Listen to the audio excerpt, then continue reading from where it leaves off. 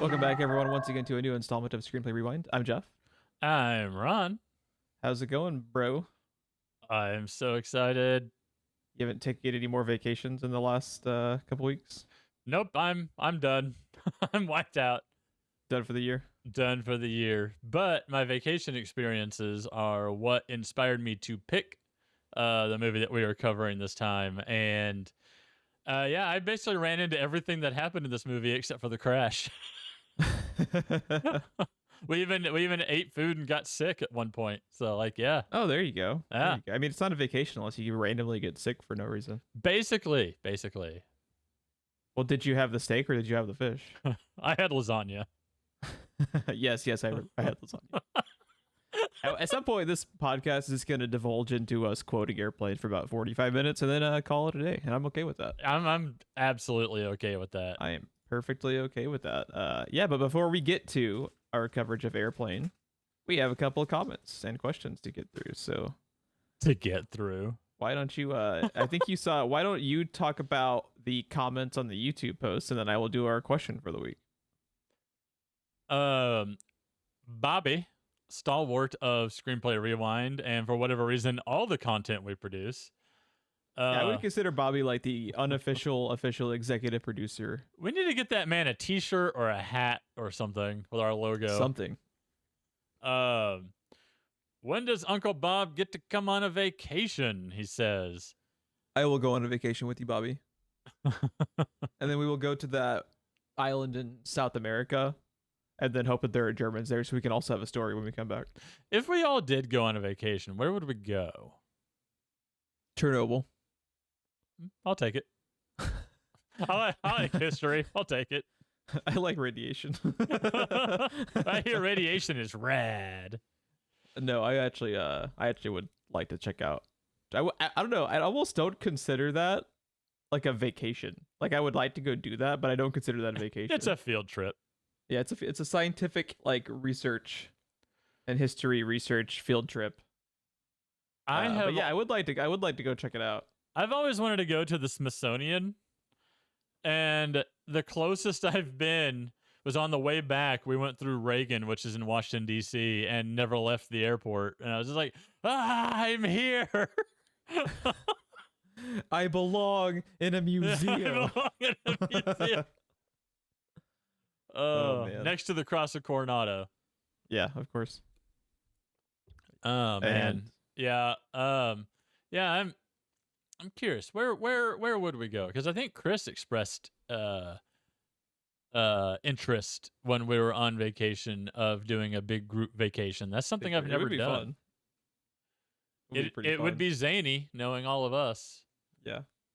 The other comment, because of Ron, the Germans are plotting world domination again. And I literally he's not wrong. I literally replied to Bobby on YouTube and said, I hope you choke. Yeah, he's not wrong. Oh, you know me, always getting into kerfluffles. Yeah. Starting the next World War on your vacation. Old Huddleston classic. So we need to cash out Screenplay Rewind and buy a boat and go live in the ocean because World War III is about to start. Cash out. We're getting like a Hot Wheel boat. We're getting like one of those little like Batmobile boats. Just a dinghy. Yeah. Hey, if that's the duck boat, I'm in. Oh yeah, that's the one I was referring to. Like we're gonna get any other boat. We're getting the fucking duck boat, man. Hell yeah.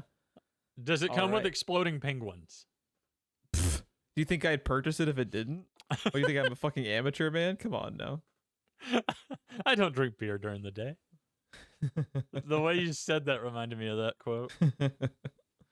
Anyways. All right. Yeah, I will get to our question we have for this week's episode. Also from the man, the myth, the legend, the Bobby. Subject line question time. Didn't bury the lead. I appreciate that. Thank you, Bobby. That's a plot I can follow. Yeah. And he begins, howdy. Can I get a howdy? 3 exclamation points. Howdy, Bobby. I don't think I've had enough caffeine for 3 exclamation points of howdy, but I give you like 1. Like a solid 1. All right. And then he says straight to the question. All right. After watching The Unbearable Weight of Massive Talent, who would your pick be for your celebrity best friend? Bobby says he'd be picking Keanu Reeves, which I think is an excellent choice because everyone says Keanu is just like a sweetheart, the ultimate sweetheart, like one of the nicest guys in Hollywood. And I also could see Bobby and Keanu Reeves having like a 6-hour conversation about guns every day, so that'd be pretty cool. I want someone to just follow them around with a camera. Yeah. They would shoot so many things, they could just film the next John Wick as they're hanging out. He's basically just asking for Johnny Silverhand. Yeah. I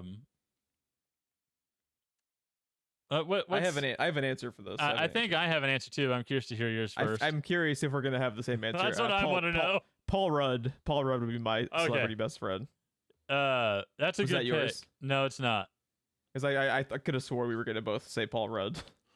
It didn't even cross my mind, ironically enough. The first person that popped into my head just because of how fantastically weird he seems is Jake Gyllenhaal. I could see that. No day would ever be boring hanging out with Jake Gyllenhaal because that dude is insane. You know what's funny? His Nightcrawler character might be less insane than Jake Gyllenhaal is in real life. Oh god, that picture of the way he's looking at Tom Holland when they're on stage together. Oh, it's so good. No, he seems so strange in the best of ways. Like it would never be a dull moment. He's an oddball. But he just seems like what people think like Nick Cage is as far as like his kind of mysterious craziness. I feel like Jake Gyllenhaal is actually more closely similar to like that interpretation in real life. Just that really cuckoo for Cocoa Puffs dude who'd be like fucking nuts, but just like a blast to hang out with.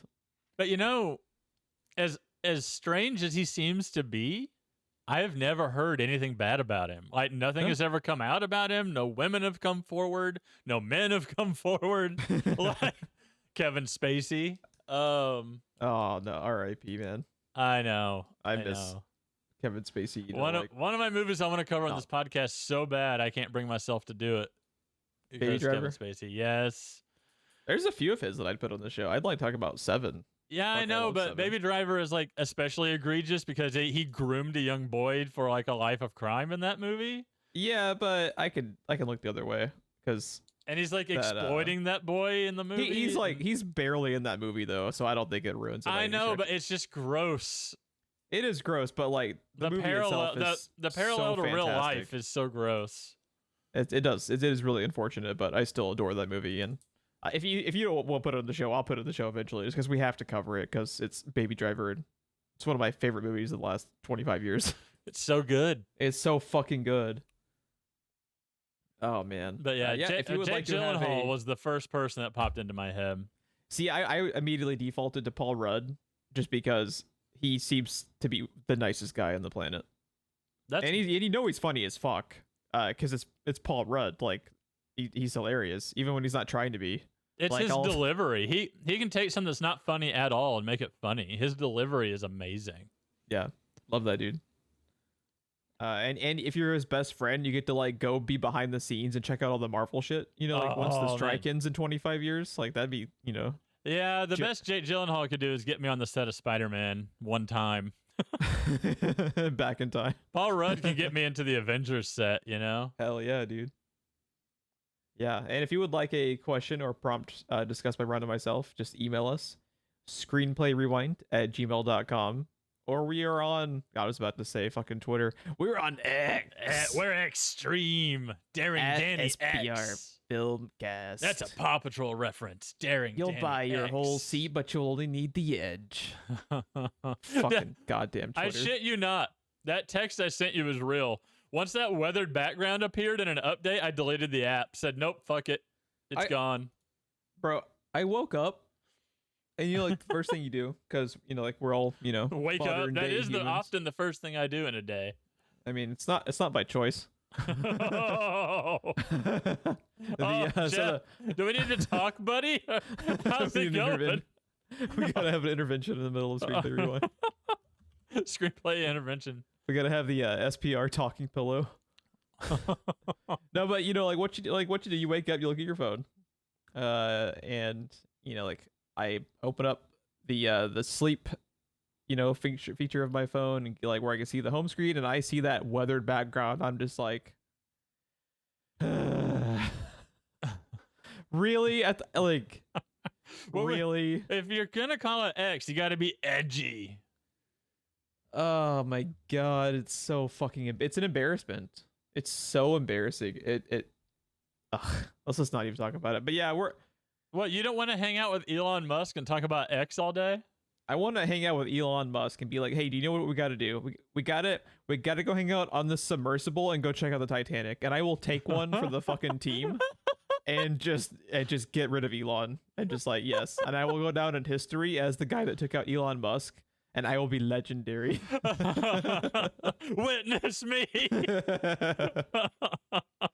Just put the I'm like memorialized next to the Logitech controller.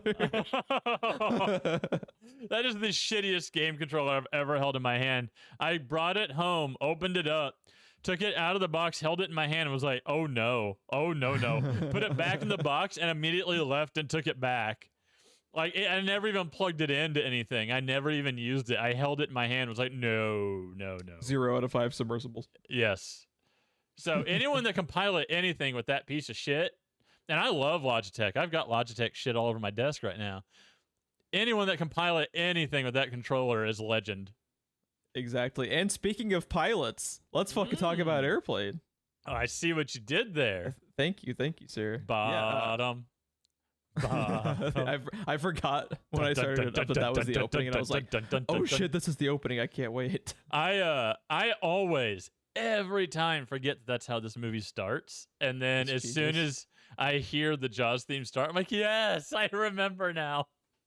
I love it so much. It's so good. I think spoilers for Airplane. What? We can't spoil this movie. Do you know Airplane is 43 years old? That sounds right. God, I feel like the Crypt Keeper sometimes. Yeah, all the time.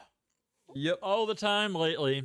I think Jim Abrams, David Zucker, and Jerry Zucker have had probably the biggest impact on my childhood and shaped my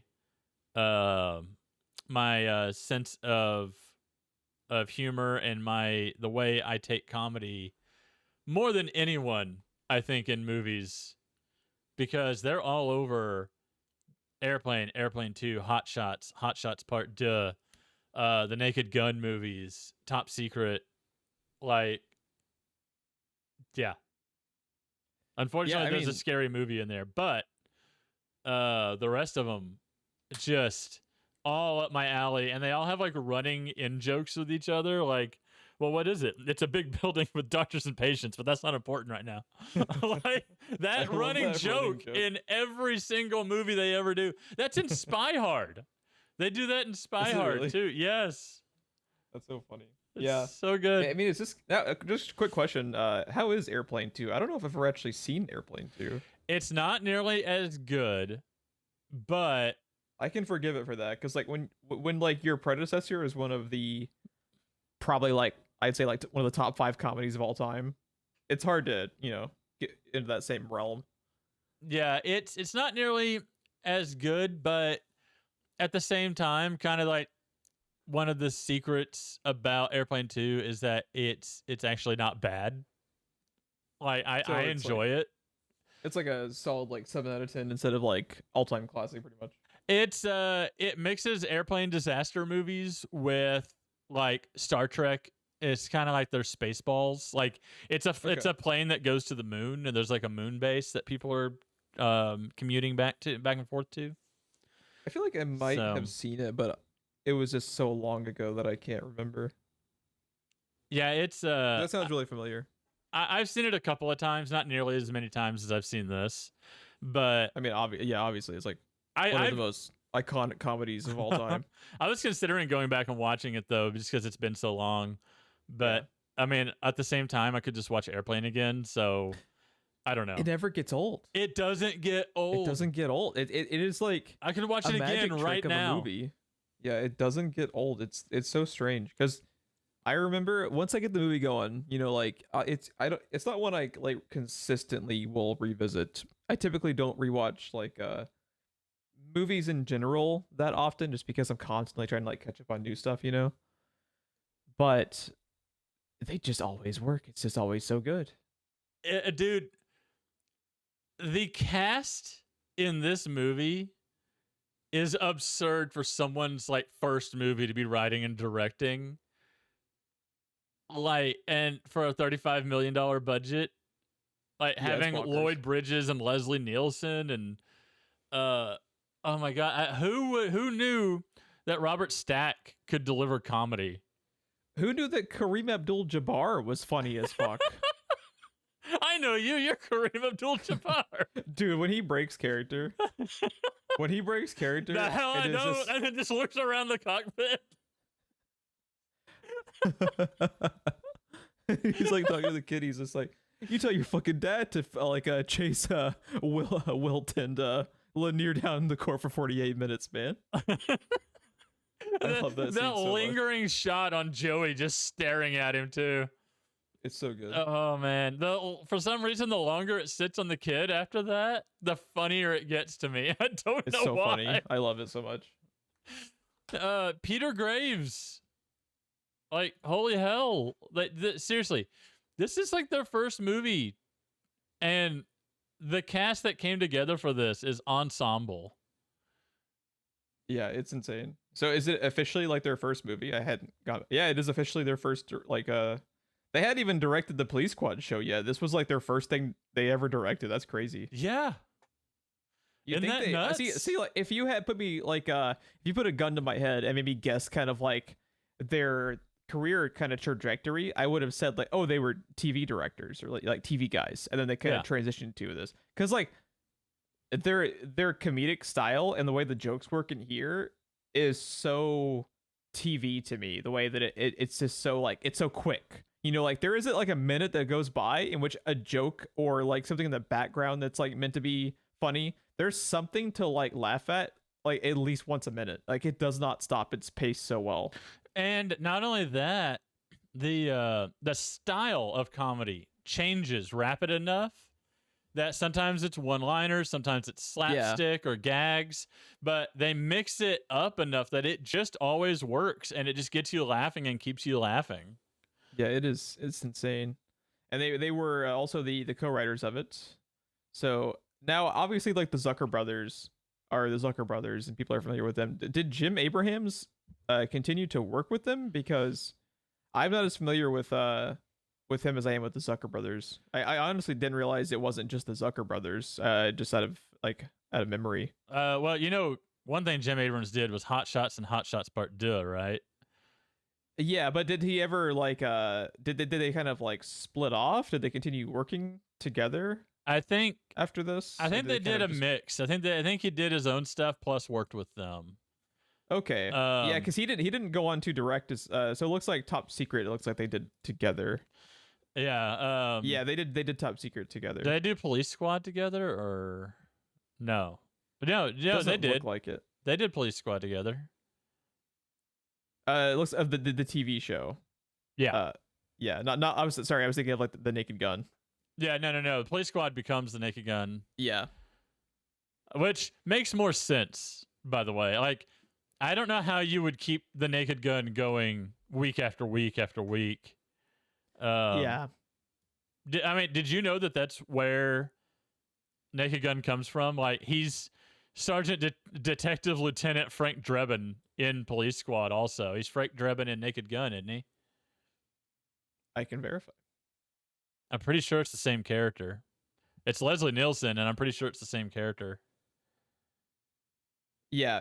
The official title on IMDb, if you pull it up, is The Naked Gun from the Files of Police Squad. So it's the same. It's a continuation officially. Lieutenant Frank Drebin. I think the best thing that happened to Naked Gun was becoming a movie series. Okay.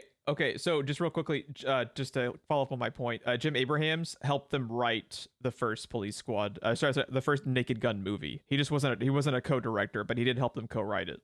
Right. Like, he's still involved. Yeah. He's still involved. They just stopped being like a trio of directors.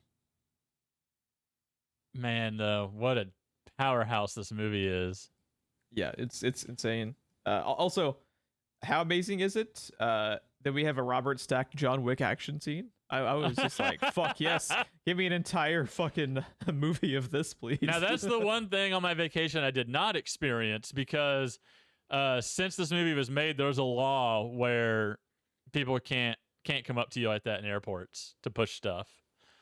So that's... Can you donate to Jews for Jesus, please? Thank you. Oh, just a sidebar. If you watch this, okay, so when I sit down to watch this movie, the first thing that I think of is like the jive stuff, which absolutely, if the process of canceling people worked like the vegan police in Scott Pilgrim, oh my god, every single person that was associated with Airplane would be retroactively like people go back in time, like the fucking cancel squad. Yeah, they're not just offensive in the jive scene. This movie it's like South Park level offensive to everybody. Equal opportunity. What's that fucking when the bit of light reading? It's like, oh, here's a leaflet, a little pamphlet of famous Jewish athletes. I know. It's just like, oh my god. Just out of nowhere.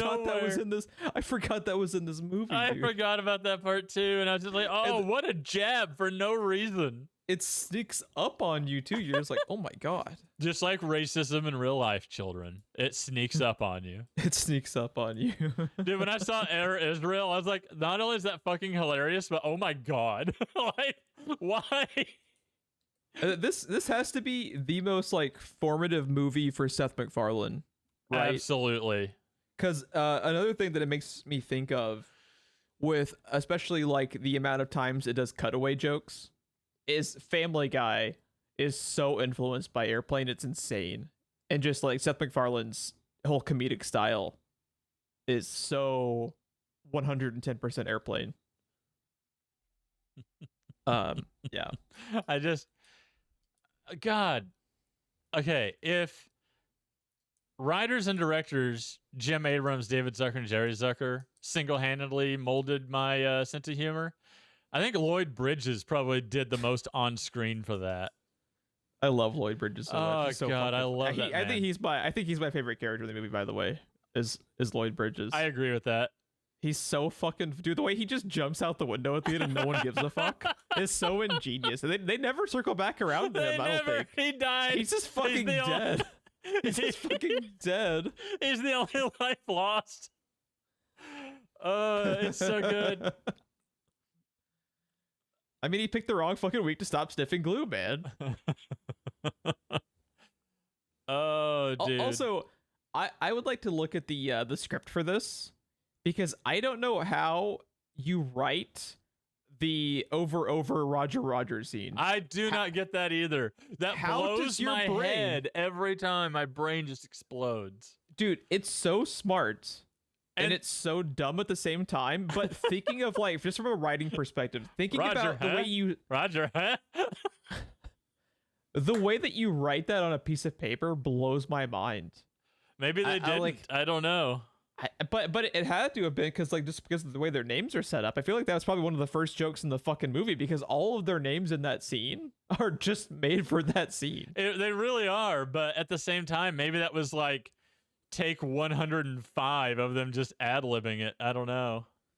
Yeah, and for this to be their first, like, this movie, with the way that the jokes are set up, with how many and how like disparate they are, you know, like, how is this movie not a train wreck? We got to give like props to their editor. Like, the editing is fantastic too. Who edited this? Patrick Kennedy. Fucking standing ovation, because like you not only have new directors and like, you know, like pretty fresh writing and stuff like happening, but it's three of them. It's three directors and three writers. Like, you know, that had to have been a clusterfuck, because like, you know, like they're all like egoing each other for like a certain way that it should be, you know, presented in the movie. So like, I can't imagine like the whole editing process for this. It just had to have been insane. Oh my god, the airport announcers. No. Don't tell me which zone is for loading and which zone is for stopping. Oh, where their conversation goes is another thing I forgot about. Would you like? Do you have the quote pulled up? I have it. There's just no Please. stopping in a white zone. Oh, really, Vernon? Why pretend? We both know perfectly well what this is about. You want me to have an abortion. It's really the only sensible thing to do if it's done properly. Therapeutically, there's no danger involved. It's like an ad for abortion. That is a joke that you would see on like 2010's like Daily Show. Yeah. That joke is so dark, and like it just like the way that it creeps up on you, like we talked about earlier. That joke is ahead of its time. It's insane. Listen, Betty, don't start up with your white zone shit again. Dude. Because like you're listening to it, and like the way that they communicate in that, like the way the two It sounds like an announcement. It's an announcement, and they're so dry about it. It's like Leslie Nielsen style comedy. Because at first they're just so at first you're wondering, is there a joke with this, or is this just the joke? Like, is there a continuation? Them saying the same thing over and over every couple of seconds is a joke in and of itself, because that's how it feels in an airport.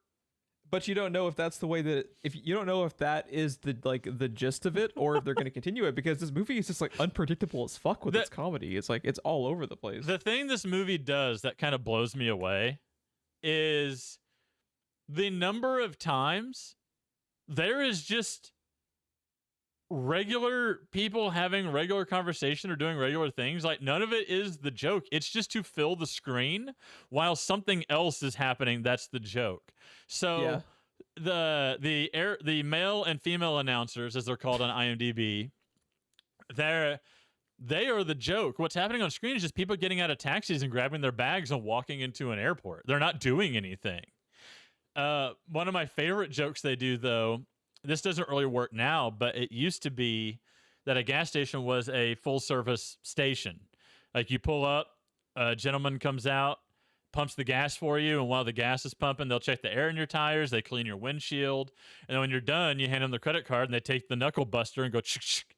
And they're having a full-on, serious-ass conversation about flying and navigating, while this dude just pops up and opens the hood of the airplane like that's a thing and checks the oil on the airplane. And he like cleans the windshield with a squeegee and stuff. And then when he closes the hood, he falls and you hear him crash into a whole bunch of shit at the bottom. And then so good. When the scene is over, Captain Over pulls out a credit card, hands it to a dude who puts it in a knuckle buster and just like, it's so good. But it's so good. They're not the joke. They're having a full like conversation actual pilots might have. And just in the background, you had this dude pulling out a dipstick and checking the oil. There's so much layering to the comedy. And it's not annoying. Because like I feel like some future comedies kind of like pulled some of the wrong lessons from Airplane, because they were kind of like maybe trying, because you know, like some comedies, I'd say like especially like the 90s, some of them just that are some of the ones that just don't flat out like work, are trying too hard to have stuff in the background where it doesn't feel like cohesive as a movie. Like this movie feels like it gels together so well, which is insane because of how crazy like random it is. Like the disco stuff comes out of fucking nowhere and it's incredible. With Looney Tunes sound effects. With the fucking Girl Scouts fighting the entire time. That is a Family Guy joke. That's a Family Guy joke. Family Guy joke. That is a full-on Family Guy-esque joke, and I love it so much. It's so good. It's like the proto for every long-running Family Guy joke. There's a prototype for it in Airplane. Yeah, like Peter and the Chicken. Yeah. Oh my god. The fucking Girl Scouts, and like just the fact that they're Girl Scouts alone. At the fucking Mos Eisley Cantina Scum and Villainy bar they're at. Jim never has a second cup of coffee at home. Jim never vomits at home. Dude, this fucking movie. Dude, oh my god. One of my absolute all-time favorite spit takes of all things, one of the oldest jokes in comedy is in this movie. Then you see him, because of my mistake, 6 men didn't return from that raid. He starts to take a drink. 7, Lieutenant Zip died this morning. Oh my god. I fucking love the use of stock footage. at first it's like the oldest fucking stock footage they can find with planes in it. Not only and then that, it just ends up becoming like towards the end. It's just like the random prototypes that would become planes. And it's so stupid. Not only that, it's like, what war were you in again? These are like World War One airplanes. They look like World War One stock footage. And then it's so good. When they're driving in the car and they have the rear projection, it starts matching up really good, right? Like he's turning when there's turns in the road and stuff in the background, and then it just turns to a fucking Cowboys movie with a whole bunch of people on horseback. It's so good. One of the coolest things I did, you and I talked about special effects that involve perspective. When he steps through the doorway, do you think it's a mirror the whole time? Yeah. Like his wife's even looking off screen, like he's standing off screen. Because he starts out there. He comes from that side, starts getting ready, and at some point they have a cut because it's not a mirror, it's the door. And then he's like, all right, let's go. And he just steps forward. You're like, what? Yeah, there's a lot of really creative shit happening in this movie. The way that they did that cut will forever elude me. I don't know where the cut is, where it stops being a mirror and starts being him standing there. Yeah, it's not. And like, again, like, first time directing. Yeah. Could you imagine what something would look like you and me first time directing? You get this show, dude. You get the clusterfuck that is Screenplay Rewind. They get their first time directing, they get Airplane. Fucking overachievers, man. I know. Save some early success for the rest of humanity, fucks. This is our second time directing, Jeff. Oh, fuck, you're right. Yeah. We didn't listen. I crashed the boat. Oh, I haven't felt this awful since I saw that Ronald Reagan film. Dude. If it was ever a joke to date a movie. Oh my god, but it's so genius. It's so good. I love it so much. Okay, but first of all, before I forget it, because there's so many jokes to talk about in this movie, my favorite joke is both something that logistically is happening off screen, but also what happens on screen, is when Stryker is giving his backstory and the people sitting next to him keep killing themselves. Is my favorite running joke in the entire movie. My favorite cameo. Hell yeah, talk about the cameo. James Hong. What? Hell yeah. I always forget until I see him. And he's so fucking funny. His facial expressions. Stabs himself. His facial expressions are so fucking funny. Also the guy who ends up blowing himself up is hilarious. That's the funniest facial expression, because when she comes up and interrupts the story, and he's also watching the stewardess just like Ted is, and he's just holding the match as it slowly burns down, and then when he turns and looks at him, he slowly nods his head yes. He nods. Oh my god.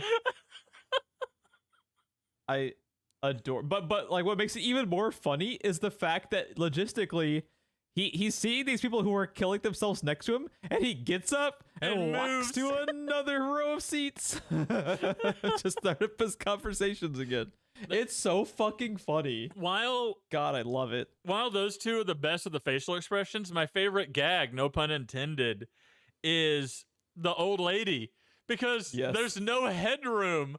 But when it cuts back, it's just her feet swinging next to it. Yeah, because it's like a slow zoom out, right? When it's a close up of him and his like tortured recollection of his like fucked up past, and it slow zooms and it's just her feet swinging left and right, and they have like the sound effect of the fucking noose, dude. The rope creaking. Oh, just fucking slow claps, dude. Yes. I love it so much. Oh my god. It's so good. Love it. Like that so much. It makes no sense. That's another Family Guy like thing, because it makes no logical sense whatsoever, but it's so good. Especially since you don't know what's going to happen. That's the first one. Another one like that where they just like they break the laws of reality when they are showing the people reacting. I believe it is to the stewardess who is playing the guitar, when the other people kind of like poke their head around the corner, and the guy pokes his head downwards from the ceiling. My favorite part of that when she's singing and it's just cutting back and forth to everyone like smiling and trying to like see what's happening and listen is when it cuts to the cockpit and it's like the opening to a sitcom or something. Especially when Victor turns and smiles at the camera, no, and he just holds the pose for a moment, like you're expecting his name to come up. It's like the Too Many Cooks thing. Is like his smile. It's so good.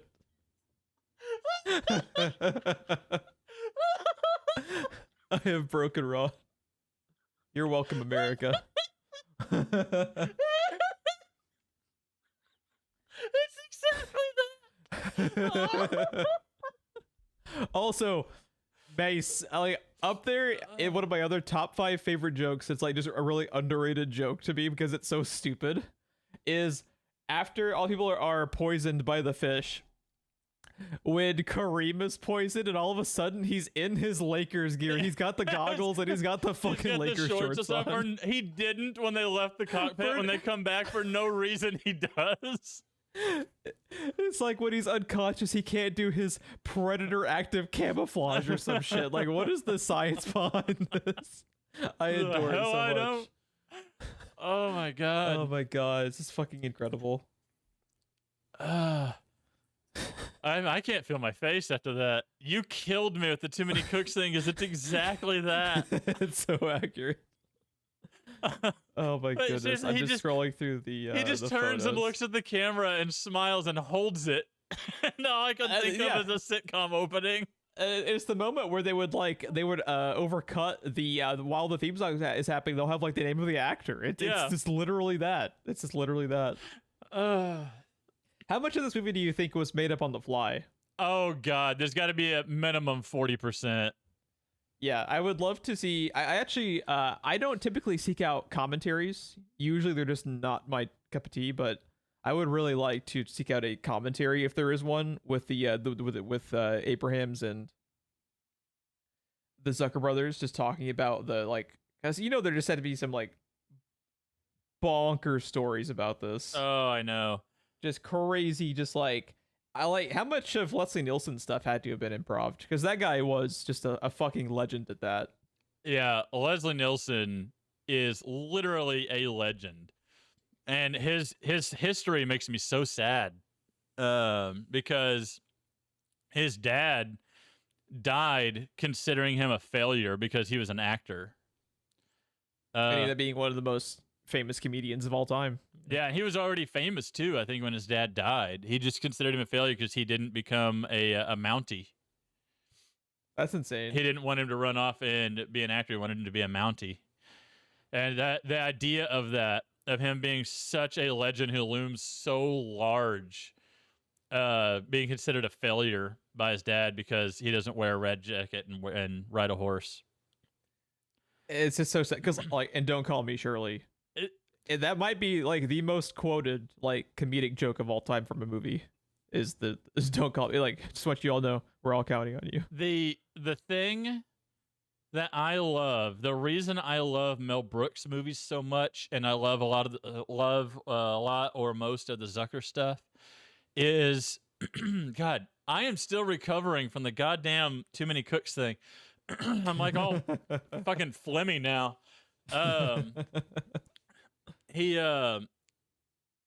It's how straight everybody in the movie plays it. Everyone in the movie is the straight man, but everybody in the movie is also the joke. And you just don't get that now. The actors have to be part of the joke, and the audience has to be included in it. And that's the way all the scary movies are, and that's the way superhero movie and all that type stuff is. Yeah, it's bizarre because it's weird. They tried to turn it into...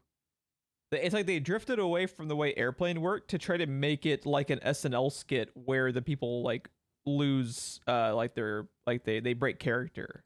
And it loses. That can be funny, but if you have good material like this, it to me it works so much better if they're playing it straight faced. Well, do you know why it works so good as a skit though? Because not only is it the same actors you see over and over and over in all these different situations, and they usually kind of play the same role in every skit and stuff. Yeah. So you know what's coming. But watching the actors in a skit actively try not to lose their shit as they're making each other laugh is what makes that work. And you lose that when you try to take a skit into a movie or try to turn a movie into a skit. Because you lose the charm of the fact that the actors are making each other laugh also. Yeah. And I don't know. There's just something charming about that. But when everybody is the straight man, but also everybody's the... I mean, come on, Jeff. The simplest joke in the movie is one that made me laugh, rewind it, and get my wife's attention and make her watch. It's when Leslie Nielsen sits down for the first time and just holds out his hand, and someone off screen hands him a tool. I love that so much. Like he's in the operating room. Or the fact that they walk up to him for the first time when he's introduced. I think the man next to me is a doctor. He has a stethoscope in his ears for no reason. He just has it. It's fucking incredible. He just sits down, holds out his hand, and someone just doot. Yeah, it's so good. You ever been in a Turkish prison, Ron? You ever just hang out in a gymnasium?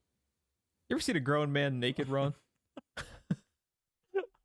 Okay, Joey, I think it's time to go back to... Oh, he's not hurting anybody. Let him stay. The way he puts his arm around him has so many connotations.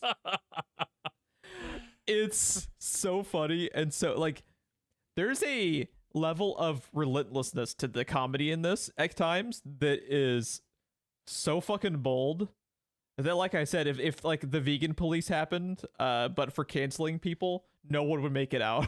Right. Because they just go after everybody, but it's so funny. I noticed, don't even know, like... I noticed something I've never noticed before. Continue. The hot stewardess, her name is Randy. That's so Do good. I make you Randy, baby? Do I make you honey, baby? Do I make you Randy? Yeah. I was like, I the totally missed hot that. one's name is Randy? Yeah. Yeah. Can we talk about Johnny? Yes. What the fuck is Johnny's role at the airport? Like, what? Why do they keep him on hand? I do not know. I know everybody has a different favorite Johnny gag, and mine is probably the lamest compared to, or at least people would probably find mine the lamest, but I love Lloyd Bridges so much. It's just when Lloyd Bridges hands me the thing and says, "What do you make of this?" He's like, "This? I can make a hat. I can make I can make a brooch. I can make a pterodactyl." And he just snatches the paper back from him and just stares at him until he leaves the scene. It's so good. One of my other just absolute favorite, just fucking nonsense jokes. Okay, boys, let's get some pictures. That's the one. That's the one that made so Chris dumb. burst out laughing out loud. It's so dumb. It's so dumb. It just inject it into my veins, dude. It's so fucking dumb. I love when it. they all run to the phone booth later and collapse it. Oh man! Oh my goodness! All right, I boys, adore let's them get for some pictures. It's the way he says it too. yeah, And then the delivery is genius. They just all casually walk over and grab one. I love it so much. Also, can we just all fucking standing ovation that they have Otto in the cast officially? I know he has his own IMDb. I love it. I love it. How many Otto puppets do you think there are? There's got to be a minimum of 5, right? Not enough. Because I want one. Okay, you know how people watch for movie props to go on auction? Has Otto ever been auctioned? Probably. Well, they probably have, like... I really hope one of the actors got to keep one of the autos. Or maybe, like, the Zucker brothers have, like, a couple of the autos. Like, somebody please tell me you have one of the autos. I need somebody from the cast and crew to have one of the autos. Oh, my please. God. Elaine has Otto. Dude, when it cuts back and Julie Haggerty and Otto are just sitting there smoking a cigarette. Leslie Nielsen walking in on them. His reaction is just priceless. Well, not only that, when it cuts to what he's seeing, Yeah. Oh, it's so good. It's so good. Have we talked about the fact that fucking Mike Ehrmantraut is in this movie? Have we talked about Jonathan Bakes? It's gonna need a few more minutes, Chief. It's so funny too, because you can fucking tell it's Mike. You can fucking tell it's Mike Ehrmantraut too. Like he has some hair left, and he's like 40 years younger, but that's fucking Mike Ehrmantraut, dude. Absolutely. God damn, I love Jonathan Bakes. Like, so here's what's gonna happen. We're gonna take the plane and we're gonna park it in the back. Someone's gonna ask you if you murdered somebody. You weren't here.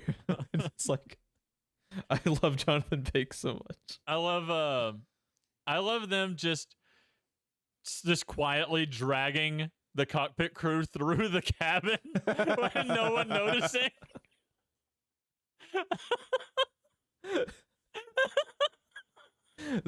Leslie Nielsen's Pinocchio thing, his like fucking lies of P moment. That's my dad's favorite gag in the movie. When he's, yeah, it's pretty fucking good. There's the fact that like nobody's noticing, and it's one of my favorite things in the movie too, because the special effects in this movie are genius because they're so simple, but they're filmed in a way that makes them kind of genius. Like, so that prosthetic on Leslie Nielsen's nose in HD has never been more obvious. But if you've ever watched this movie in standard definition, it just looks like his goddamn nose. That prosthetic is so good.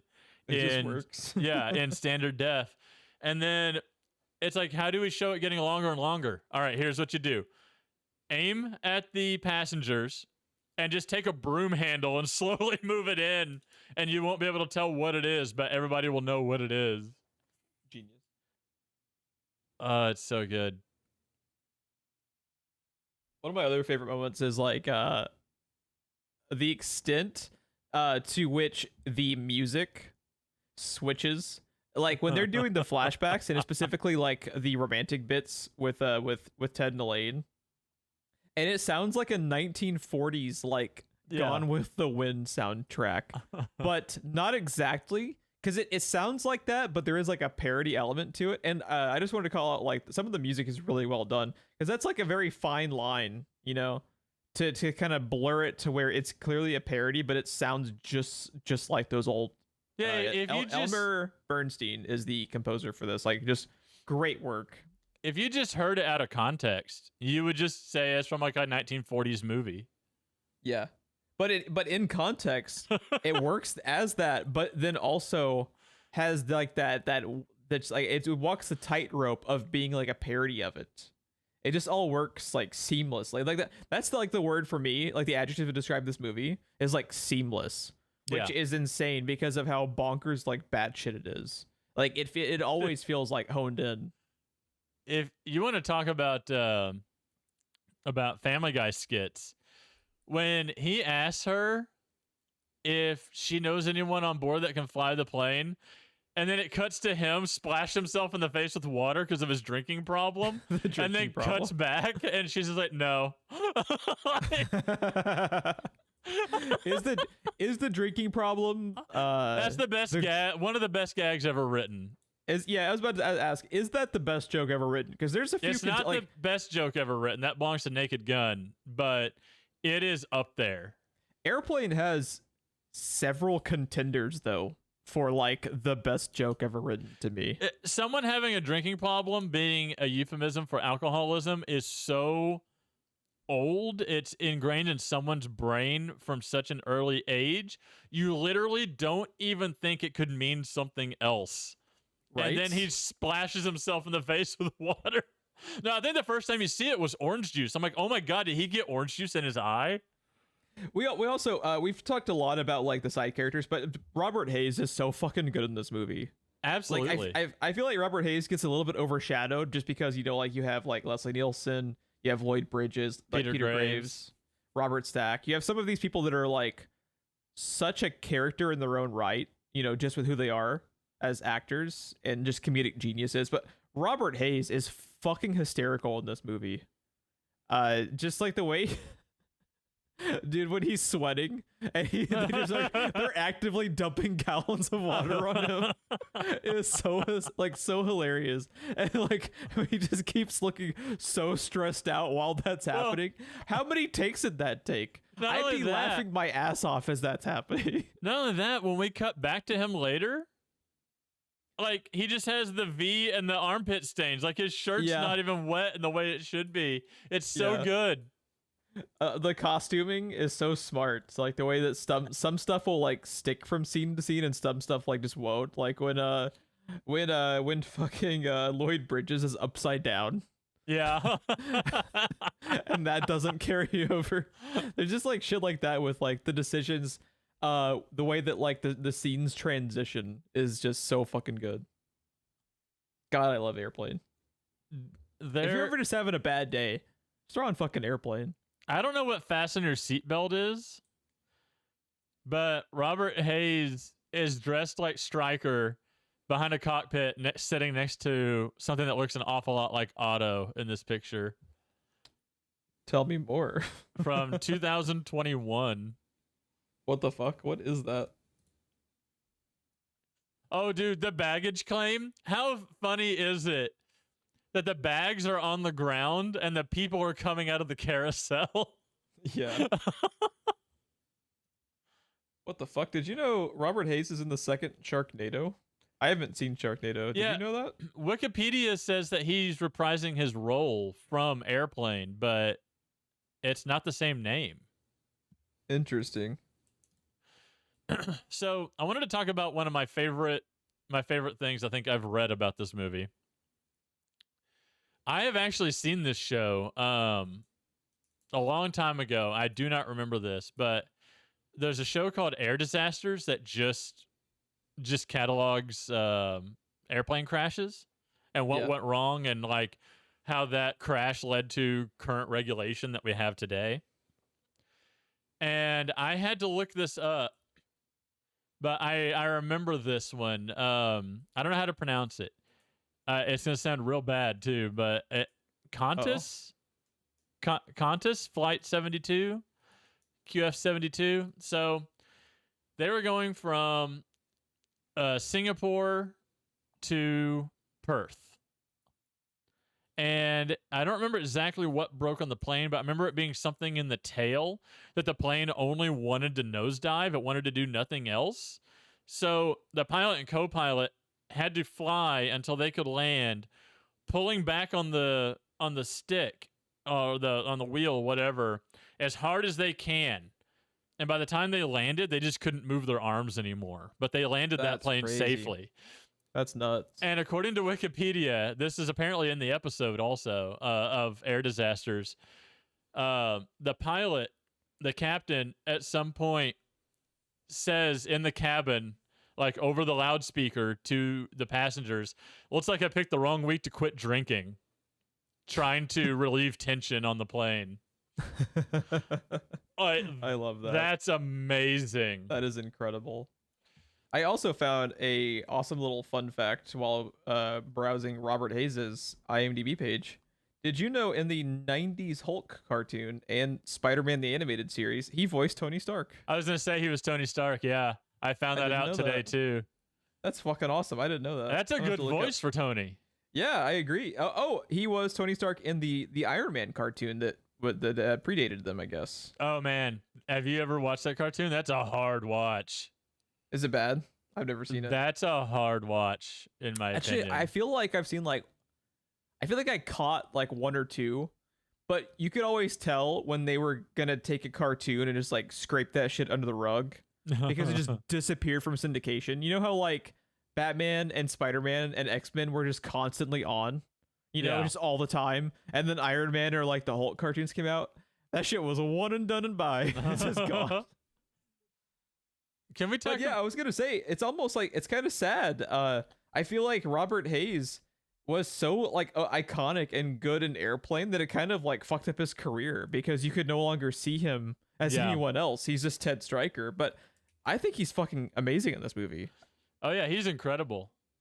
You have to be to pull off that. You have to be to pull off that fucking that is fucking movie at all, because your timing has to be on point. It's physical comedy as well, which is not easy to do. Slapstick. He's a good dancer too. Yeah. And the disco stuff, like he's killing it. I love how for no reason at all, everything he throws comes back to him. The funniest one to me is the hat. When he throws the hat and then the bartender leans forward and it hits him in the head and he's like, the fuck? Love it. Pinch me as I must be dreaming. And the guy just moves away from me. Everything in that fucking disco scene just kills me. I love the disco scene. I forgot. When the guy gets stabbed and Elaine thinks he's doing moves and she starts reciprocating the moves. I love it so much. I forgot that they recreated that in Ted, I think it was. I've never actually seen Ted. I always want to go around to watch it. I just never got around to it. It's okay. I saw it once. 2 character names I have never forgotten. Besides, obviously, Clarence Over and Victor and Roger. What's your Victor? Yeah. Is Ted Stryker and Rex Kramer. Those names are so good. Yeah, it's really good. Those are some really good character names. My goal is to build him up. Shit, he can't do this. And it's coming through over the radio. I love that. Also, did you happen to stumble through the trivia for this movie? Oh no, I hate that section. I hate that section, and I hate the goose section of movies. I have to tell you this one though, because this is amazing. So we talked about like the white and red zone announcers. Yeah. So the producers hired the same voice artist who had made the real world announcements at the LAIA, the International Airport in Los Angeles. At the real airport, the white zone is for loading and unloading of passengers only, and there's no stopping in the red zone except for transit buses. They were also married in real life. Oh my god. Isn't that awesome? Amazing. Just like I'm glad I happened to stumble upon that, because I usually avoid the trivia too, but that's fucking amazing. Oh my god. The woman trying to apply makeup is their mom, David and Jerry Zucker's mom. And I did not know that. And she has cameos on Naked Gun as well. Oh man, that's funny. It's genius. Oh, the guys that direct the airplane through the window terminal is Jerry and David Zucker. Yeah. If I didn't mention it earlier, Jim Abrahams is also he's one of the like religious zealots in the airport.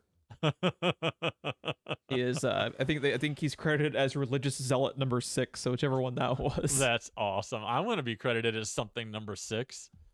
I want to be credited. I also just like love the fact that the that Otto's name is the way it is, like for autopilot is pretty genius.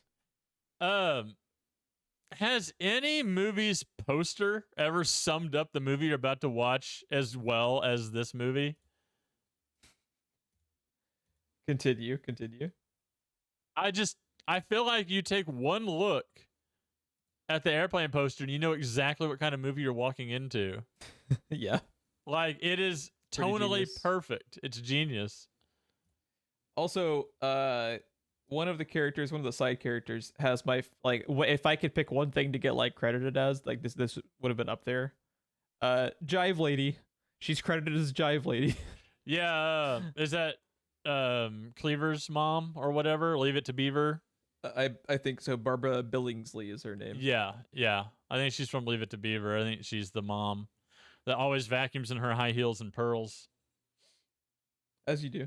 Yeah. I mean, you don't, Ron. Oh my god. We're just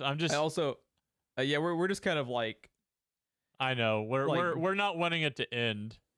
We're just kind of like rolling through like the greatest hits. But one of my other just like nonsense jokes they have is when they're doing the beach scene, and it's just like the fucking live catfish behind them and all the like gallons of seaweed is washing on them, and they're just continuing the scene. It washes over them one time and it comes back and just fish all around them and they're covered in seaweed. That's the shit that feels like it was made up for the on the fly. Just like they're out there like filming the scene. It's like, what would be funny? Just go grab a bunch of shit. You just go walk over there, just grab a fucking catfish, just have him on the beach for a second. He'll be fine. We'll throw him back in. Just get some seaweed. It will just make this shit just like it's like every time they're filming a scene, it's like they have to take the moment to consider, how can we crank this up to 11? Yeah. You know, there's always like, how can we push this without it being too far over the top? Because like that's another thing too. It's like, I feel like sometimes comedy can like lose its way because it tries too hard, or it's like too over the top to the point to where it just kind of like loses its cohesion as a comedy. But like, for as batshit as Airplane is, I feel like it never loses its way. It's just like, what like a fucking honed in movie. It's like, kudos to everyone involved, because Airplane should not fucking work. Airplane should have been a fucking disaster. And it's incredible. Which is ironic, because it's a disaster movie. Yeah. And it just all fucking works. I feel like all we did was quote the movie, but what else is there to say? What else is there? I mean, like we talked a little bit the about, movie like, speaks for itself. Yeah, it speaks for itself. And even if you know all the jokes, they still like ring true and are funny on like subsequent viewings of it.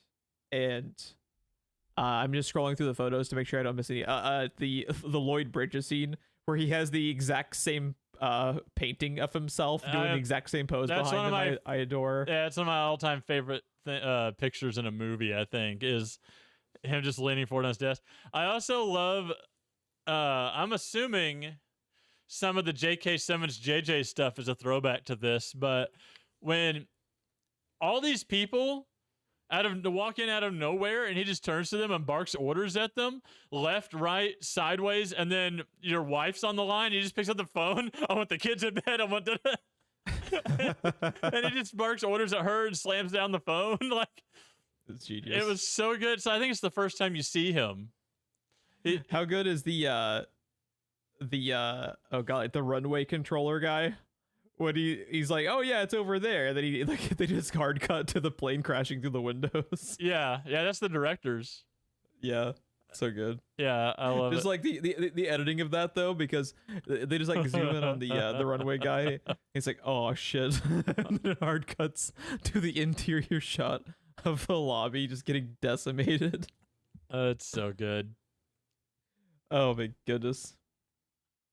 Yeah, Too many cooks. You just, I like how of all things we talked about, it was a Too Many Cooks reference that like broke Ron. Makes me laugh. Yeah, it's fucking Airplane, dude. If you watched it to follow along with us, go watch it again. I mean, amazing. Honestly, I'm considering it. I really hope Lloyd Bridges kept that framed picture of himself. Oh god. Just I would have that in my living room, dude. Yes. Yeah, or like yeah, just somewhere like in the office. Like, just please tell me that he got to keep that, because that is perfect. Lloyd Bridges, man, didn't he passed away shortly after Mafia, right? Because he's like the Godfather Don type character in Mafia. Yeah, he died in March of 1998 at the age of 85. What an absolute fucking legend, man. God, what a legend. So funny. We gotta watch Hot Shots now, man. I know. He's my favorite part of Hot Shots. Watching Airplane just makes me immediately want to queue up Hot Shots. It gets me in that mindset for that type of comedy, you know. But back when it worked, back when it was good. I love it. He's so fucking funny, dude. 3/4 of my intestines were replaced with hemp. Basically, like, the podcast to continue it is just like doing like a greatest hits of the jokes, but like you said, the movie speaks for itself. The Nun's Life, Boy's Life magazines. He's just sitting there and he just mouths "wow" when he's reading Nun's Life, and the cover is her surfing, a nun surfing. Yeah. I like my coffee like I like my men. See, okay. Any movie that has children acting as an adult weirds me out, and I don't like it. That's the one thing in this movie I don't like. Really? Even that scene doesn't work for you? That just weirds me out. I get skeezed out by that so much. Yeah, it's so off-putting, but it's at the same time, it is a good fucking joke. So it like even though it weirds you out, it's supposed to. Like, that's like so it's effective. Right. It's doing what they wanted. It's supposed to like catch you off guard, I think, and it totally fucking does. Oh man. Yeah, I think that's I think it might be like go on record for our shortest episode for a movie, because it just speaks for itself, you know. Yeah, I mean, there's just not a lot to say. Just go watch it. Just go fucking watch it. I needed this though. It was a good relief and a good end to my vacation. Because like I said, we even got food poisoning. Like we went through everything but the crash at the end. Yep. So one thing that is hard to watch also but funny is when she pops the IV out of the little girl's arm. Okay, one last visual gag that it plays into what I was talking about earlier, how they're having like a serious, honest to God conversation. It's the shit in the background you have to pay attention to. Yeah. When he takes the phone call from the Mayo Clinic and then it cuts to the Mayo Clinic, it's just mayonnaise all over the place. There's just jars and jars of mayonnaise stacked up. Oh, it's so good. Yeah, the hold the mayo. The ham on 5 and hold the mayo. Hold the mayo. That is like pushing it for me. I should fucking hate that joke, but I can't. I still like it. I can't bring myself to hate it. It's because they literally take like 2 or 3 minutes of screen time to set it up. That whole conversation is set up for ham on 5. Hold the mayo. I also love they call him to the white courtesy phone and he picks up the red phone and it's the person on the other end of the phone that says no, the other one.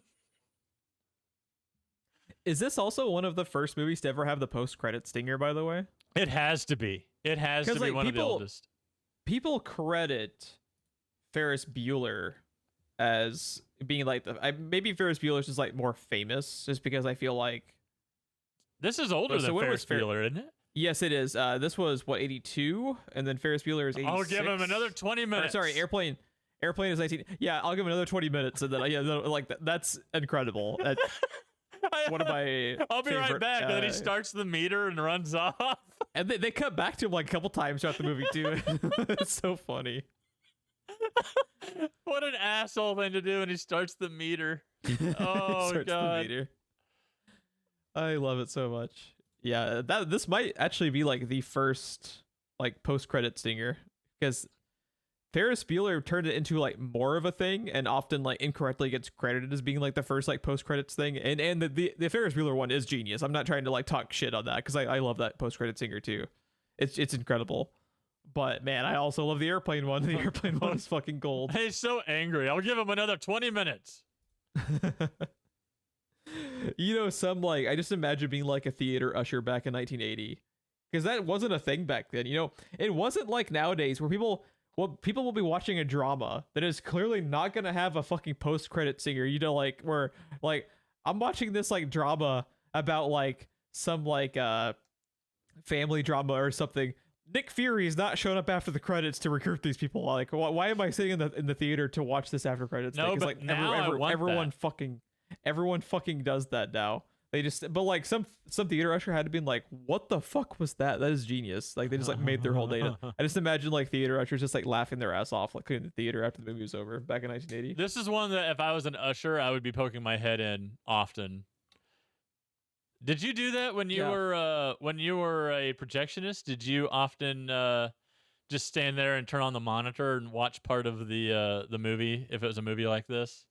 I typically would not, because if it was something I'd already seen and I was bored enough, I might kind of pop in and check it out. But if it was something I hadn't seen, especially, I'm one of those people where it's like I have to just watch it all the way through. I can't poke in and watch like a out of context, non-sequential scene. I want to watch it start to finish. There's a handful of movies that to this day I've still never sat down and watched in their entirety, but I have seen them in bits and pieces randomly. Yeah, you've watched them basically in its entirety, just out of context and in a different order. And out of order, yeah. Yeah. You got like the Memento viewing of a bunch of random movies.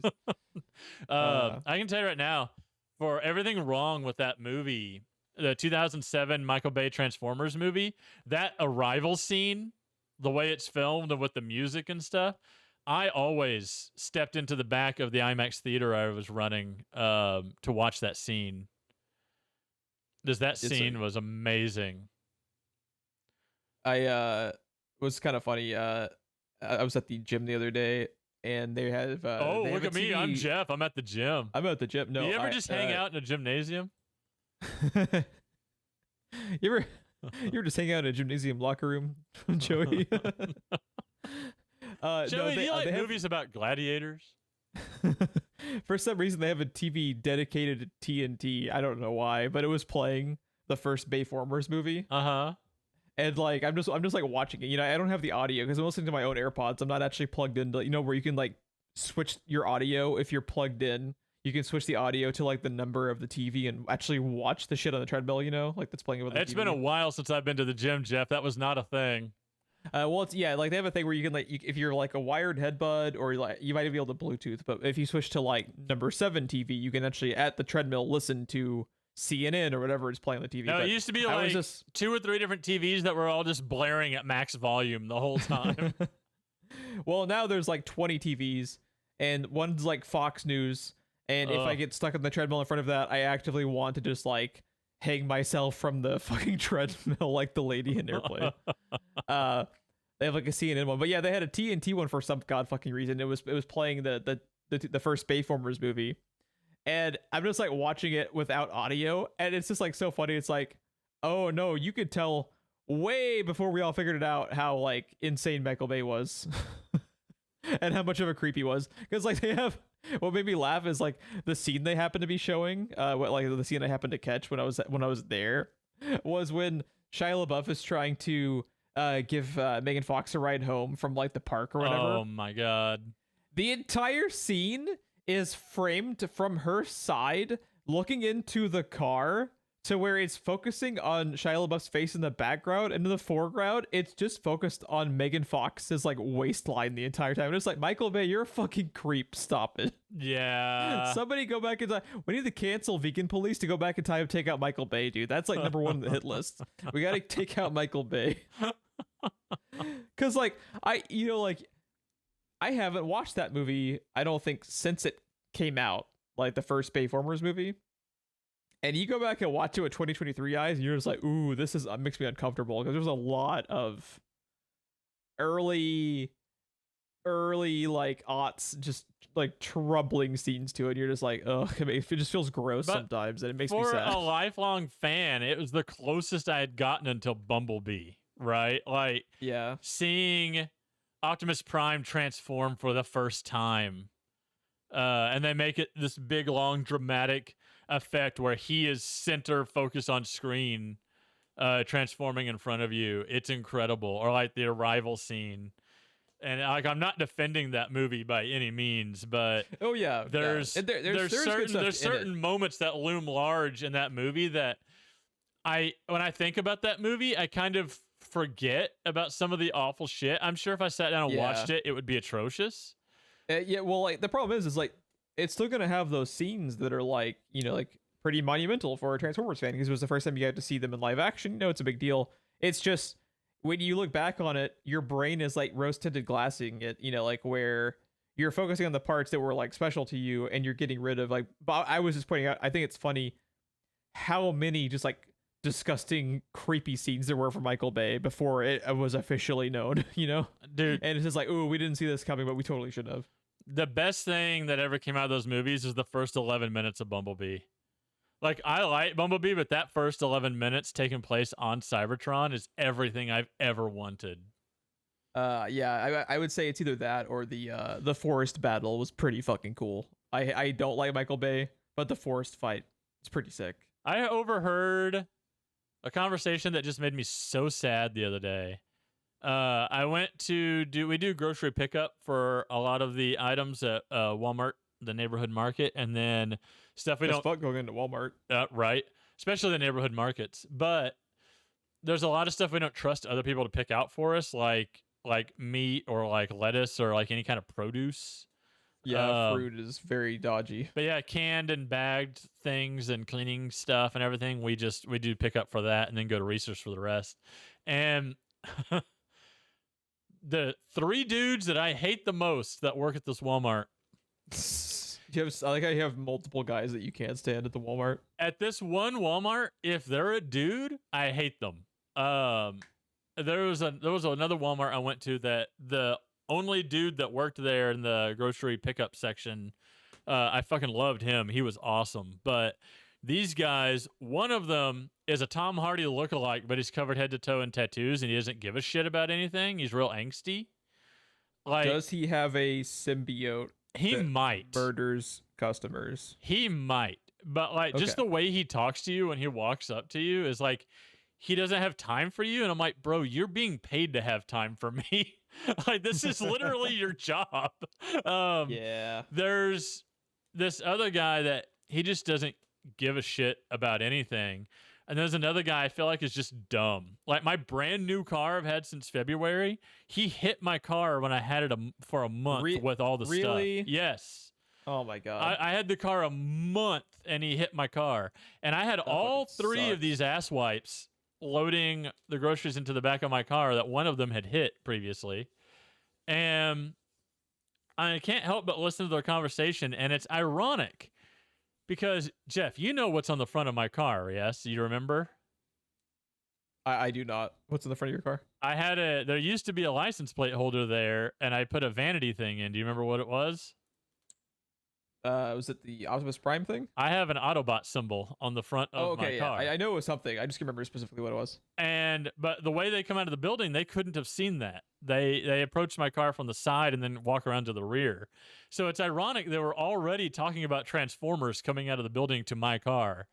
And they're sitting there, and I'm listening to this conversation like, oh my God, kill me, because the three of them are talking about how you're hanging from the news. Seriously, I'm sitting there dousing myself in gasoline I siphoned out of my own tank, and they're talking about like how good all the Michael Bay Transformers movies are and how much they love them and all their favorite scenes in them and shit. And they're talking about like just how fucking like rad Optimus Prime is in those movies, but one of them talks about like how much he loves Optimus Prime or whatever, and they're like, in the which is my favorite character, by the way, and they're like, in the movies or the cartoon? And he was like, oh no, in the movies. No, fuck the cartoon. And they're like, oh yeah, the cartoon's fucking awful. Like, yeah, I could never get into the cartoon. Just fuck that shit. But those Michael Bay movies, man, they're so good. And this is the point where you ran them all over with your car, right? I almost threw it in reverse and just floored it. Because that's just doing a service to mankind at that point. That's not vehicular manslaughter. That's like, like mankind's savior right there. I give you that cartoon is a hard watch right now. Like, if you didn't grow up with it. They're just toy commercials, but at the same time, you can't like fault them for being what they like. Every cartoon in the 80s was a fucking toy commercial. They have some like uneasy, like almost accidental racism to it in places, like some stuff with jazz and everything, but they weren't bots that what didn't read good, like there's so much. The Bayformer movies are way more problematic, and like and it also amplifies it even more that it's like more current, like the best thing about that cartoon is the way they did the characters more than anything, because the stories all kind of suck, but the characters, the way they do them is so good, especially Optimus Prime.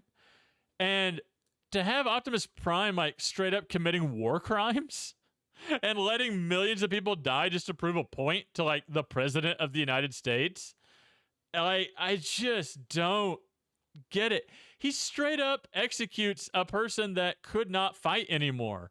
He just straight up shoots him in the face when he's already down and beaten. And like, that's an Ironhide move, bro. That's what you have Ironhide for, is shit like that. Not like the role model of the characters. Yeah. I mean, yes, in the first battle, he ripped a dude's face in half to kill him, but it was active combat. They were actively trying to murder him. Like, that wouldn't make sense. I can get behind ripping someone's face in half in active combat. The dude was defeated. He couldn't do anything. He was done. And then Optimus Prime goes, not today, and shoots him in the face like he's Clint Eastwood. Yeah, it's pretty dumb. It's so different. Anyway. I mean, it's unfortunate. Did you ever watch the Beast Wars one? Wait. Beast Wars what? The new movie? The new movie? No. I heard some people say like... Nope. Hold on. Oh, by the way, just real quick. Kudos to Rotten Tomatoes. Most of the time, they're absolutely fucking terrible when it comes to classic comedies. I didn't and look. Give them bad scores. Airplane has a 97% of Rotten Tomatoes. Congratulations, Rotten Tomatoes, you got one right. Everybody gets one. Let's see. I'm looking it up now. I'm just curious what the Beast Wars. Rise of the Beast. It got a 52% on Rotten Tomatoes. Ugh, that's 52% higher than it should get. Yeah, I'm so behind on those movies though. I think it's kind of like supposed to be like almost like a soft reboot because they got rid of. I think you got rid of Marky Mark. Bumblebee was the soft reboot. If you I think Rise of the Beast was meant to be an additional soft reboot of the primary movies because they got they had like Marky Mark for several movies. Several? He's in more than one? Oh yeah, he was in like 2 or 3 of them. Dude. Was he really? And then Optimus Prime was the bad guy in one of them or something. That's the Anthony Hopkins one, right? The Knight. I don't fucking know. But yeah, I think Rise of the Beast was meant to be like a softer reboot of Transformers. Dude, those movies are turning into the Zelda timeline. Yeah, it's kind of nuts.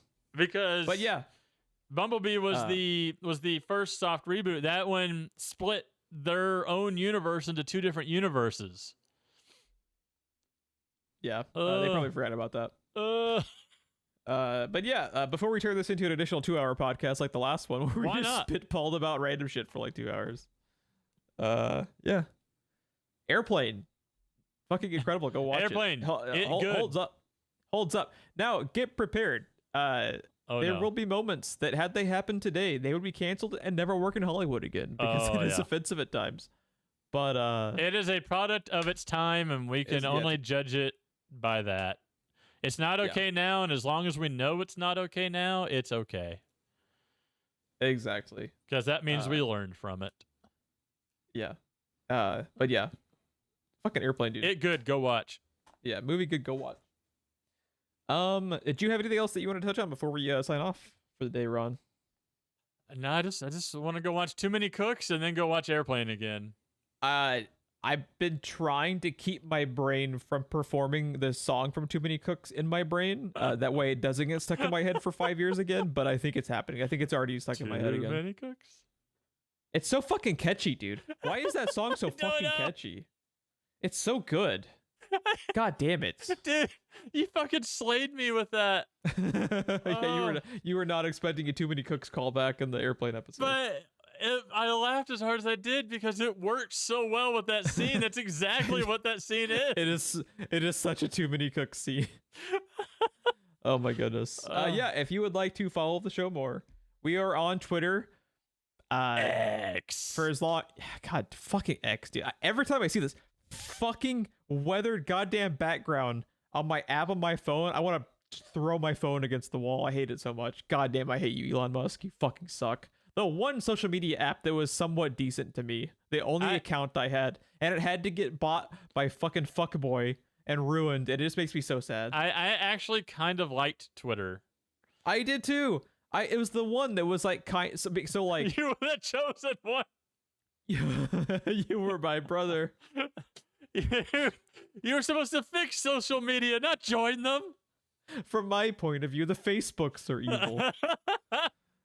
Yeah, I fucking can't stand like any of the other social media apps. Always kind of like Twitter. I found it like incredibly like inoffensive because now you can make it offensive as shit if you follow the correct people or incorrect people, depending on how you look at it. I only follow Fox News hosts. Yeah, exactly. Like if you can turn before Elon bought it, you could have turned Twitter into a hate mongering shit show.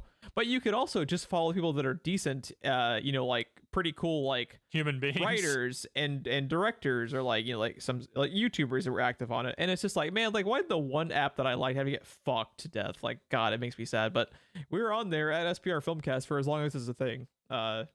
I'm hoping it'll just shut down so I can pivot to one of the other fucking apps and just call it a day. But it's still hanging on by a thread. No. Did you hear the news today, by the way? The news just came out today that Elon is going to try to remove blocking. Oh, my God. Did you hear about this? Why? Because too many people have blocked him? Yeah. That was Mike Drucker, who I followed, made the exact same fucking joke. Yeah, it's... well, I mean, low-hanging fruit. What do you expect? Right. But, yeah. Not a commentary on Drucker. I was commenting on my own. a quote for like I believe like the exact tweet from Fuckboy Musk was which sounds like a rapper now that I say it out loud. Actually, I'm gonna quit because it makes him sound cooler than he actually is. Elon, when he tweeted, we're gonna try to remove blocking as a quote unquote feature. And then Elon then followed up to that tweet by saying it makes no sense. No, Elon, it makes perfect fucking sense. You're just tired of getting blocked for your dumbass opinions and tweets. Yeah, or sorry, your post. It doesn't even have a name for like the thing anymore. It just used to work so much better when it was just fucking Twitter. Like, God, you suck, Elon. Yeah. But let's get that. We just turned this like last third of the podcast into like shitting on Michael Bay and then shitting on Elon, which I'm okay with. Like, if we just do that every episode, I think it's a good use of our time, to be honest. Yeah, I can get behind it. Yeah, fuck them. More and more, I'm starting to feel like we need a separate podcast. A separate podcast where we just yell into the microphone for a little bit. Just for but then therapy. we get rid of the best parts of this podcast, because isn't that like what the draw is for here? It's like I just watched you change your fucking Discord picture in real time. Rod, just as because I always like, I don't know, it's like part of just like, I don't know if you do the same thing, but like I watch the Discord chat. Yeah. As the podcast is being recorded, because it almost works as like the way you kind of like hand off a conversation in person, you know, like you're following kind of like physical cues and stuff that people do when they talk. Right. I follow, for whatever reason, I just like watch the Discord channel, but he just switched it to the Lloyd Bridges like kind of hunched over the desk, and I love it. It's pretty great. God, I hope he had that in his office. Please. I hope so. Please. But yeah, we're on X. At SPR Filmcast. Daring Danny X. You can follow us there for more show updates and whatnot while it exists. Hopefully not for much longer, if we're being honest. Yeah, if you wanted to send us a question or prompt to be discussed by Ron and myself at the beginning of the next episode, Ron is now trying to distract me by posting stuff into Discord, so I'm going to minimize Discord and continue the rest of the It was between that picture or this one. Okay, now I'm back in. I gotta see what it was. Stay on target. Stay on target. You gotta post it, my guy. I'm just standing by. I'm just waiting. I only have the first photo. I don't think it went through. No, it was between the one I used or this one. It was between Lloyd, it was between Lloyd Bridges or Stryker. Okay, I thought you were going to be talking about an additional one that you were sending in, not just like the one you made your profile pic. I'm just standing by Jeff, for a second one. Jesus Christ, there. You happy? Thanks. Are you happy? Now we're on the same page. God, well, to be fair, you queued it up like you're going to post another fucking picture, so I'm just like waiting by like an asshole in the Discord call. You just talked about how you actively watched me change it. That was the first one. By the way, you said like if you go back and listen to it, you can see how I was confused. I'm not even for real. The way that it sounded like you were queuing up between this one or this one. You queued it up like you were gonna post another one. Nope. Like you eventually did. Mm-mm. Yeah. No. Let's get the fuck out of here. The podcast just fell apart. Oh man. The fellowship is breaking. We should cover those movies again. We should. Just every year. Alien, The Thing, Lord of the Rings. What else have we covered? Indiana Jones. Yeah, that sounds like a pretty good podcast to me. Yeah. We did ratings or reviews on any of the platforms you found us on always help out. Liking and subscribing on YouTube is a huge help. We appreciate everyone who listens to us over there. Yeah, I think that's gonna be it. Share it out to your friends.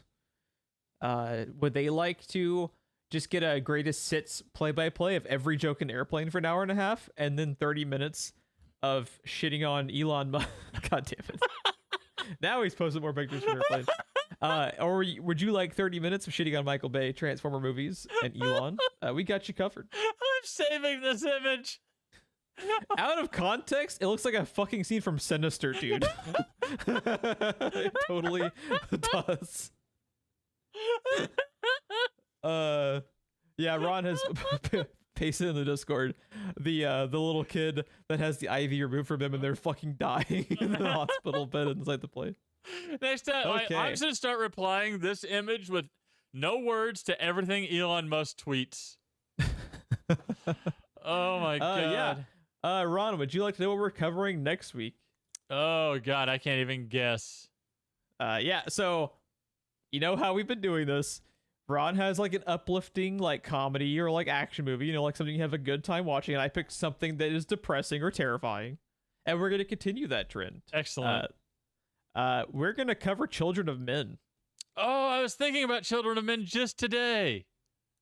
Yeah, Children of Men is. I was thinking about how that good. should be on my list, and it's not. Children of Men, people, I don't think remember just how fucking good it was until they revisit it. That movie is timeless.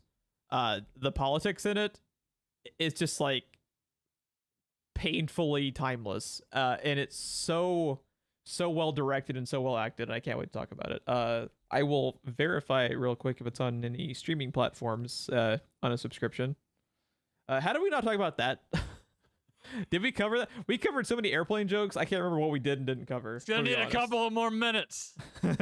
I think we did cover it now. He's jumping around all over the place. What an asshole. All right. Children of Men. It is available for streaming on Stars, or you can rent it on the usual suspects: Amazon, YouTube, Apple, Vudu, all that jazz. There you go. You can buy it on Amazon Digital for $4.99 or rent it on Amazon for $3.99. So if you get it on Amazon, just fucking buy it for the extra $1, I guess. Is that what we're doing now? Are we shilling for Amazon? Well, now you just made me feel bad about it. Thanks, Ben. Did you see that Gary and Cole shut down the Breaking Bad podcast temporarily while the strike's going on? Oh, did they? Yeah, they put an announcement out for it. They've been in contact with like somebody over like one of the captains doing this strike on the WGA side, and apparently they're a big Duck Feed TV fan, and this is really gonna hit them. I think that it's kind of cool that they decided it's the fucking Vulture. I forgot about the Vulture.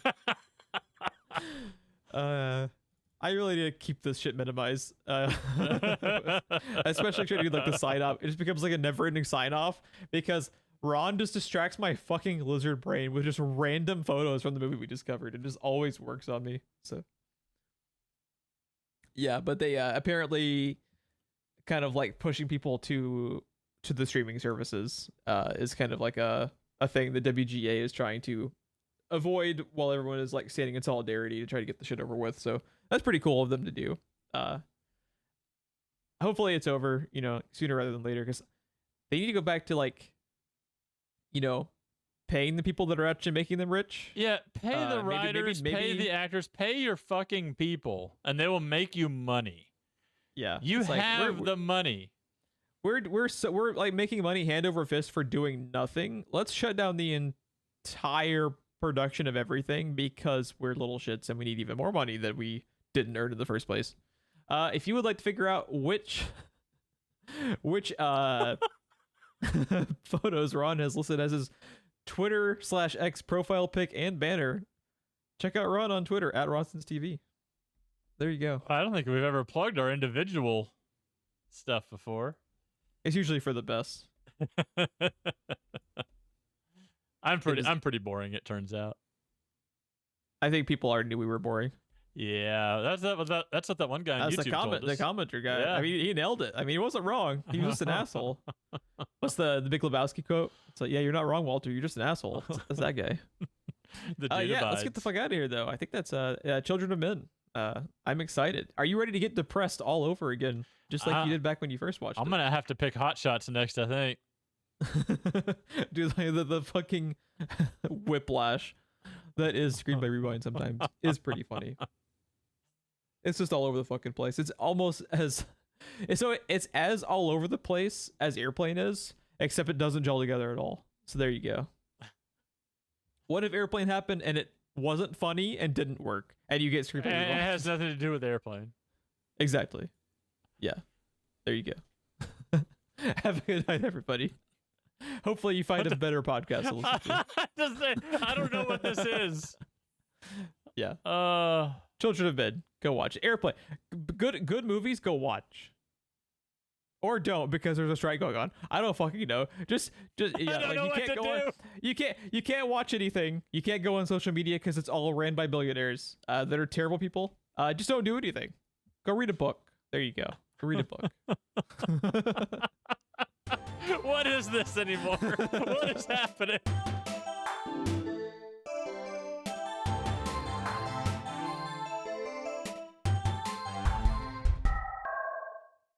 Man, I'm very disappointed. I saw Alex Jones was trending. I was hoping he had died. Why didn't you have that in the podcast, man? That's like the best joke we had all day. I'm technically still recording. God, you were so sad.